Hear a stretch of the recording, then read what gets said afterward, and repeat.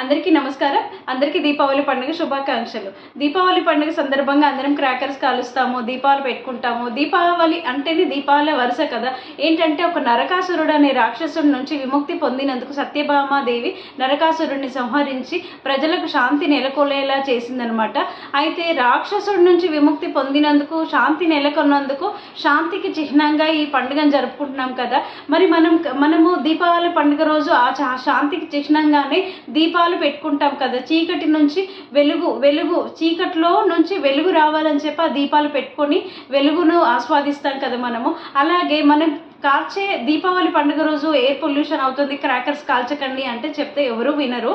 మనం కూడా ఎంజాయ్ చేద్దాం, క్రాకర్స్ కాల్చి మనం కూడా పండుగని ఎంజాయ్ చేద్దాం. కానీ ఎలాంటి క్రాకర్స్ కాల్చాలి? ఆటం బాంబులు పెద్ద పెద్ద సౌండ్స్ వచ్చేవి, భీకరమైన సౌండ్స్ చేసేవి అలాంటివి దయచేసి కాల్చకండి. లక్ష్మీ ఆటం బాంబులు అంటారు, సుతిల్ బాంబులు అంటారు, ఇంకా నాకు వాటి పేర్లు తెలియవు. అలాంటివి బాంబులు మాత్రం కాల్చకండి. మనం హ్యాపీనెస్ పెంచేవి ఏంటి? చిచ్చుబుడ్డి వెలిగించినప్పుడు మనం ఎంత హ్యాపీగా ఫీల్ అవుతాం. చిన్నపిల్లలు పెద్దవాళ్ళు కూడా మనం ఆ చిచ్చుబుడ్డి వెలుగుతుంటే ఎంత హ్యాపీగా అనిపిస్తుంది మన కళ్ళల్లో. భూచక్రాలు, తారాజువ్వలు, ఇంకా ఇలా కాలుస్తాము అవి కాకర పువ్వొత్తులు, అలాంటి వాటితో దీపావళి పండుగ సంతోషంగా జరుపుకుందాము. ఆ బాంబుల జోలికి వెళ్ళకండి. పెద్ద పెద్ద కఠోర శబ్దాలు చేసే బాంబుల జోలికి మాత్రం వెళ్ళకండి. ఇంకొకటి ఏంటంటే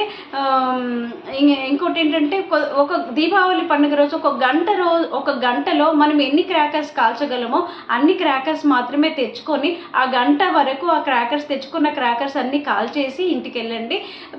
కొంతమంది ఏం చేస్తారంటే బ్యాగులు క్రాకర్స్ కాల్చుకొని నేను ఎన్ని తెచ్చాను అన్ని తెచ్చుకున్నాను అని చెప్పి గొప్పలు చెప్పుకోవడం చాలా క్రాకర్స్ తెచ్చుకొని వాటిని కాల్చలేక దీపావళి పండుగ అయిపోయిన తర్వాత 10 రోజుల వరకు కూడా రోజు క్రాకర్స్ కాలుస్తూ ఉంటారు, బాంబులు వేలుస్తూ ఉంటారు, అందరికీ డిస్టర్బెన్స్ చేస్తూ ఉంటారు. చాలా ఇబ్బందిగా ఉంటుంది అది.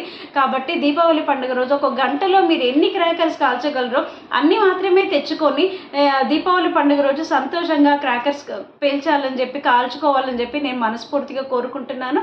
మరొకసారి అందరికీ దీపావళి పండుగ శుభాకాంక్షలు. చిన్నపిల్లలు కొంచెం పెద్దవాళ్ళని కూడా జాగ్రత్తగా చూసుకోండి. ఇవాళ అందరికీ మరొకసారి దీపావళి పండుగ శుభాకాంక్షలతో మీ కవిత. ఉంటాను.